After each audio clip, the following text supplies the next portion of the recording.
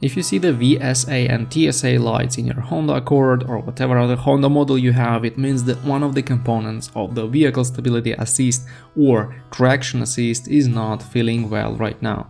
You can reset the code by disconnecting the battery for some time, but the codes will most likely come back and you will see the lights again very soon. One of the ways to quickly diagnose the issue is to look for any other lights that accompany these VSA and TSA warnings. For example, if you see the ABS light, it's most likely that one of the ABS sensors is dead or disconnected. A good OBD scanner will tell you which exact sensor malfunctions, and you may even replace it on your own since it's not a very hard job. If you see the check engine light, there are several options that can cause the Christmas tree on your dash. The best thing is to hook up a good scanner and see the codes.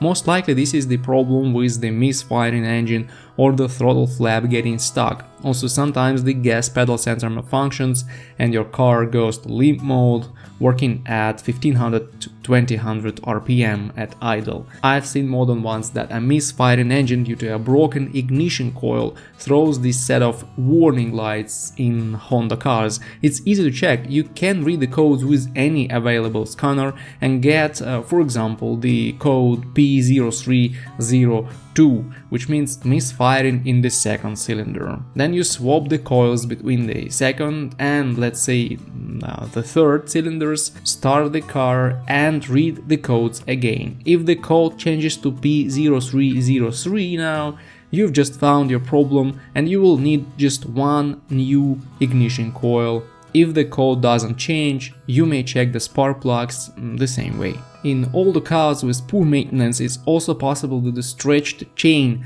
may be the initial culprit. It changes the proper engine timing and may lead to the VSA and TSA lights illuminating on the dash. So if the engine has more than 200,000 miles on it and the chain has never been replaced, it may need to be checked. Finally, the malfunctioning VTC actuator or variable timing control actuator will also throw the VSA and TSA lights along with the check engine light.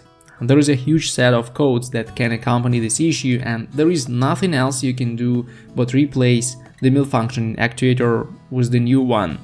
Unfortunately, these actuators are not very cheap, but it's still recommended to install only the OEM parts.